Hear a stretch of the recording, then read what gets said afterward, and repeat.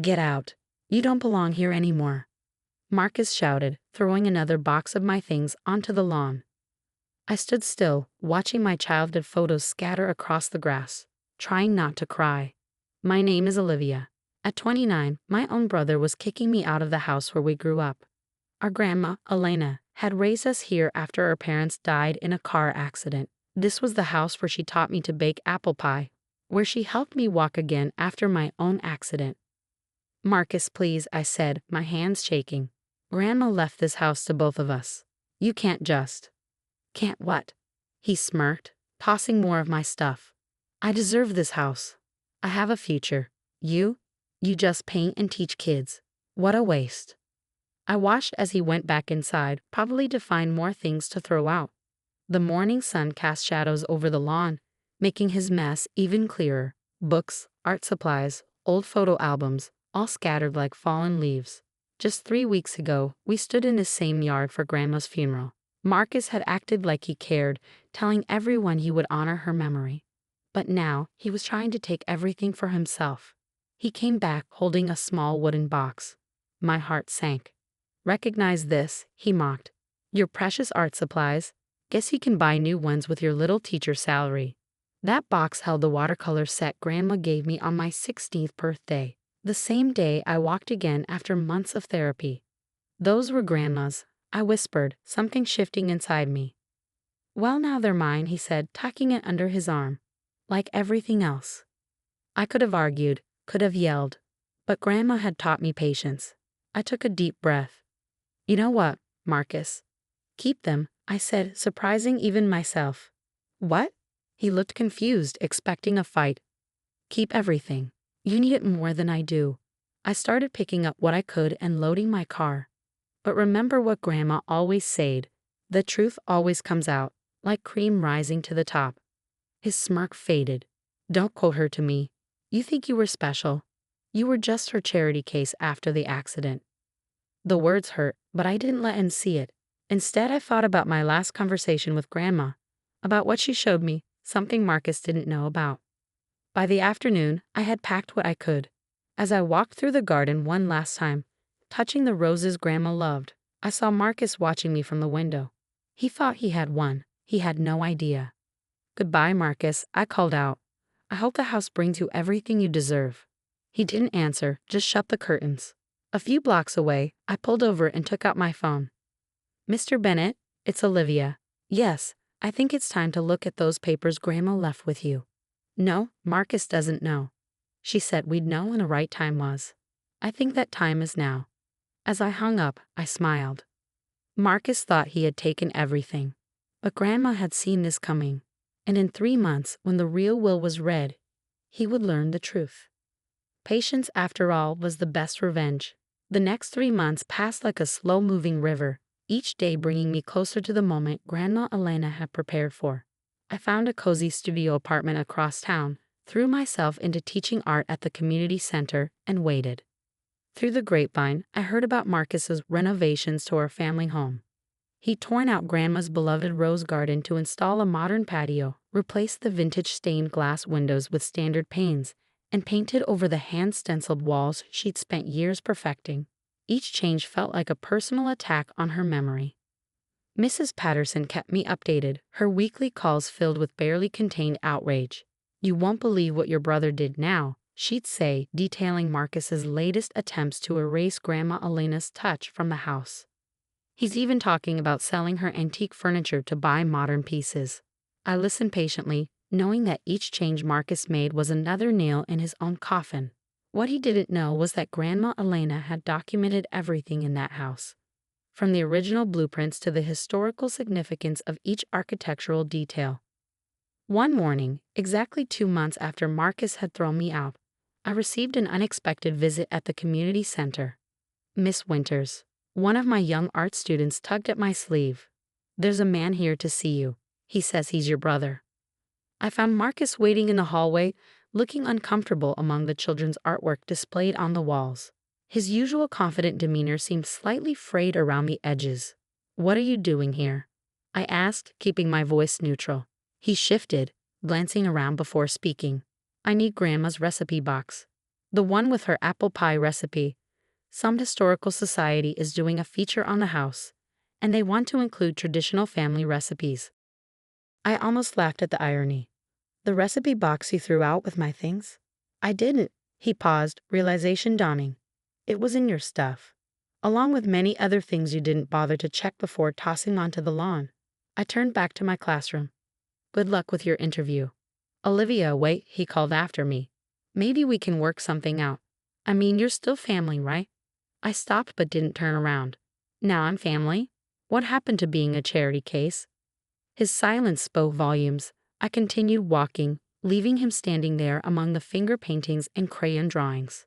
He had no idea that the Historical Society's interest wasn't a coincidence. It was part of Grandma Elena's plan, set in motion by Mr. Bennet months ago. 2 weeks later, I received another call from Mrs. Patterson. Your brother had some visitors today, she said, barely containing her glee. Official-looking people with clipboards. They spent hours taking pictures and making notes. Marcus didn't look too happy when they left. I knew exactly who they were. The Historical Preservation Society had finally begun their assessment of the house. Another piece of Grandma Elena's puzzle falling into place. The following days brought a flurry of activity. Marcus started receiving letters about the house's historical status, about violations of preservation codes, about the necessity of restoring certain features he'd removed. Each morning seemed to bring a new official to his door. He tried calling me several times, but I let the calls go to voicemail. His messages grew increasingly desperate. Olivia, these people are saying I needed permits to make changes. They're talking about fines. Did you know anything about this? I deleted each message without responding. Grandma Elena had always said timing was everything, and now wasn't the time to reveal my hand. A week before the real will reading, I visited Mr. Bennet's office to review the documents one final time. As we sat in his wood-paneled office, he spread out the papers Grandma Elena had left in his care. Your grandmother was a remarkable woman, he said, adjusting his glasses. She knew exactly how this would play out.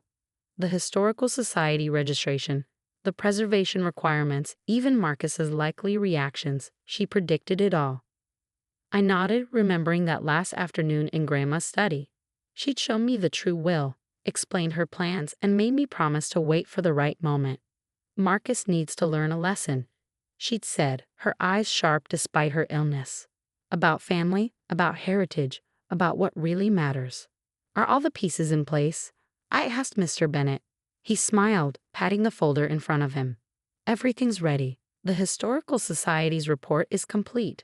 The preservation orders are filed, and the property's heritage status is officially registered. Your brother's recent changes have only strengthened our position. As I left his office, I felt a mix of emotions. This wasn't about revenge. Grandma Elena had been clear about that. This was about justice, about preserving what mattered, and about teaching Marcus the lesson he'd needed to learn since we were children. That evening, as I sorted through the few photographs I'd managed to save, I found one of all of us in the garden. Grandma Elena, Marcus, and me, taken just after my recovery. We were all smiling, surrounded by her roses, the stained glass windows catching the sunset behind us.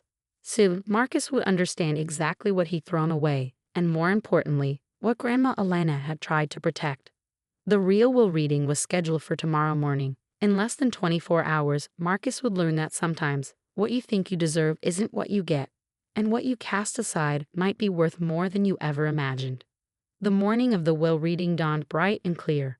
I arrived at Mr. Bennet's office early, watching through the window as Marcus pulled up in his luxury car, looking considerably less confident than the last time I'd seen him. Olivia? He stopped short when he saw me in the waiting room. What are you doing here? Before I could answer, Mr. Bennet opened his office door.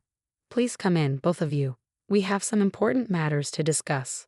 Marcus sat as far from me as possible, his jaw tense. I don't understand. We already had the will reading 3 months ago. That was the preliminary will, Mr. Bennet explained, pulling out a thick folder. Your grandmother left explicit instructions about when the full will should be revealed. I watched as Mr. Bennet laid out the documents one by one, the house's historical registration papers, the preservation orders, and finally, Grandma Elena's true will. What is all this? Marcus demanded, his face paling as he scanned the papers. Your grandmother registered the house as a historical landmark 6 months before her passing, Mr. Bennett explained. All modifications must be approved by the Historical Preservation Society. The recent unauthorized changes you've made have resulted in significant fines. Marcus slumped in his chair. But I own the house now. I can do what I want with it. Actually, Mr. Bennett continued, according to your grandmother's full will, the house belongs to both you and Olivia, with conditions. He pulled out a letter written in Grandma Elena's familiar handwriting and began to read. My dearest grandchildren, if this letter is being read, then my fears about how you would handle your inheritance have been confirmed. This house isn't just a property, it's our family's heart and history. Olivia understood this. Marcus, I hoped you would too. The house must be restored to its original condition, including the rose garden, stained glass windows, and all architectural details. Until this is done, neither of you can sell or modify the property further. More importantly, you must live there together for 1 year, sharing the space as I taught you to when you were children. If either of you refuses these terms, the house will be donated to the Historical Society and transformed into a public museum. Remember what I always told you, family isn't about what we own, it's about how we care for each other. Love, Grandma Elena. The silence that followed was deafening. Marcus stared at the letter, then at me, realization dawning on his face. You knew about this, he said quietly. That's why you left so calmly. I nodded. Grandma showed me the real will before she passed. She knew you might try to claim everything for yourself, but she also believed you could learn from it. The renovation costs, Marcus whispered, looking shell-shocked, will be covered by Grandma's secret restoration fund. Mr. Bennett interjected, but only if you both agree to her terms. Marcus turned to me, and for the first time in years, I saw my brother instead of a competitor. I've really messed up, haven't I? Yes, I said softly, but it's not too late to fix it. Over the next few weeks, we began the process of restoring Grandma Elena's house. Marcus hired craftsmen to recreate the stained glass windows, and I helped replant the rose garden using cuttings Mrs. Patterson had preserved. Slowly, the house began to feel like home again. Working together, we discovered papers and photos we'd never seen, each one revealing more about our grandmother's life and wisdom. One evening, as we sat on the porch watching the sunset through the newly restored windows, Marcus spoke. I'm sorry, Olivia. I forgot what this place really meant, what family really means. I handed him a slice of apple pie, made from Grandma's recipe that Mrs. Patterson had thankfully saved a copy of. Grandma used to say that sometimes we need to lose something to understand its true value. He smiled, taking a bite. She also used to say that the best revenge is letting people realize their own mistakes. This isn't about revenge, I replied, watching the last rays of sun paint the rose garden in golden light. It's about remembering who we are and where we came from. As we sat there, sharing pie and memories, I could almost feel Grandma Elena's presence in the gentle evening breeze. She'd known all along that the house wasn't just a building. It was a bridge between past and future, between siblings who'd lost their way and needed to find it again. Sometimes the best endings aren't about winning or losing. They're about rediscovering what matters most.